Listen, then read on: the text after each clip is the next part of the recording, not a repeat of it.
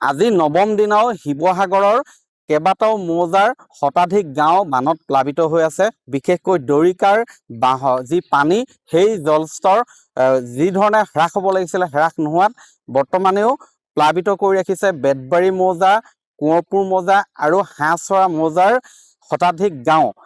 মই দেখুৱাইছোঁ এইবিলাক বাসগৃহ বৰ্তমানেও পানীত ডুব গৈ আছে। এয়া হৈছে শিৱসাগৰৰ বালিবাট চাৰিআলিৰ দৃশ্য। বালিবাট চাৰিআলিৰ এই যিবিলাক বাসগৃহত এতিয়াও এককাল পৰ্যন্ত পানী।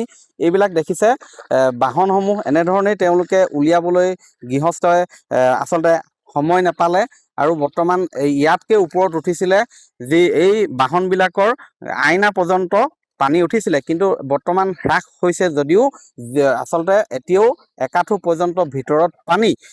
এই যিবিলাক গাঁও দেখিছে এই গাঁওবিলাক সম্পূৰ্ণ নদন বদন গাঁও আছিলে, কিন্তু বৰ্তমান বানে সকলো ধুই গ'ল, ধাহি মুহি নিলে। বৰ্তমান সৰ্বশান্ত হৈ পৰিছে পৰিয়ালসমূহ। মই দেখুৱাইছোঁ এতিয়াও বাসগৃহসমূহত আজি এই নৱম দিনাও এই দৰিকাৰ পানীয়ে বৰ্তমানে বুঢ়াই ৰাখিছে এইবিলাক বাসগৃহ। মই দেখুৱাইছোঁ কেনেকুৱা পৰিৱেশ। এই বেতবাৰী মৌজালৈ প্ৰৱেশ কৰা মূল পথটো আজিও পানীত ডুব গৈ আছে। পানী কমিছে, কিন্তু যি ধৰণে হ্ৰাস হ'ব লাগে হ্ৰাস হোৱা নাই।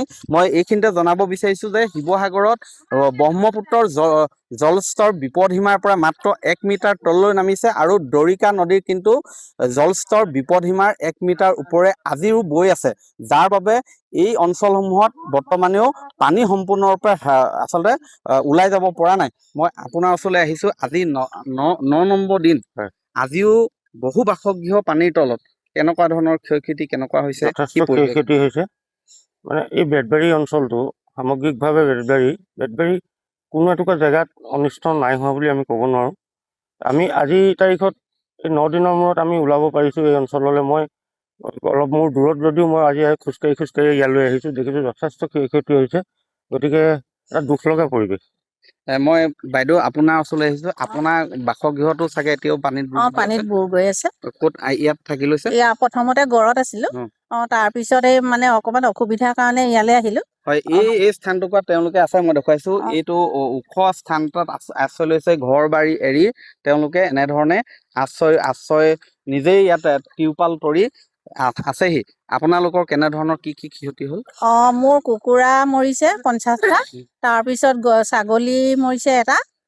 বাকী অন্যভাগে একো অনিষ্ট হোৱা নাই, ইমানেই হৈছে। আৰু কাপোৰ কানিটো গৈছে আৰু। খেতি বাতি শেষ আৰু। কঠীয়া আছিলে এই ওচৰতে, সেয়াও শেষ হ'ল। বাইদেউ আপুনি ক'ৰবাৰ পৰা আহি আছে? নিমাজানৰ পৰা আহি আছোঁ। নিমাজানৰ এতিয়াও পানীৰ তলত আমাৰ ঘৰৰ ভিতৰত এডিঙি আৰু ক্ষতি মানে নায়ে, একোৱে নাই। ধান চাউল, গৰু ছাগলী, কুকুৰা হাঁহ একোৱে নাই। ইয়াত কিবা এটা সাহাৰ্য পাওঁ বুলি ওলাই আহিছোঁ, আৰু কি পাওঁ আৰু। ইয়ালৈ কিছু পৰিমাণে সাহাৰ্য দুই এখন বেচৰকাৰী অনুষ্ঠান প্ৰতিষ্ঠানে সাহাৰ্য আনিছে, যাৰ বাবে তেওঁলোকে বৰ্তমান এনেধৰণে পানী নেওচি এমুঠি আহাৰৰ বাবে তেওঁলোক ওলাই আহিছে। মই দেখুৱাইছোঁ আন বাসগৃহ দেখুৱাইছোঁ মই, আৰু এইবিলাক বাসগৃহ দেখিছে এতিয়াও পানীৰ তলত। ইয়াৰ একাঠু পৰ্যন্ত পানী। এয়া হৈছে মই দেখুৱাইছোঁ শিৱসাগৰৰ বালিবাট চাৰিআলিৰ এই এলেকাটোৰ দৃশ্য। মই জানিব বিচাৰিম, দাদা অকণমান এইফালে আহিব। আপোনাৰ ঘৰ কোন এলেকাত আছিলে? এইটোৱে মোৰ ঘৰ।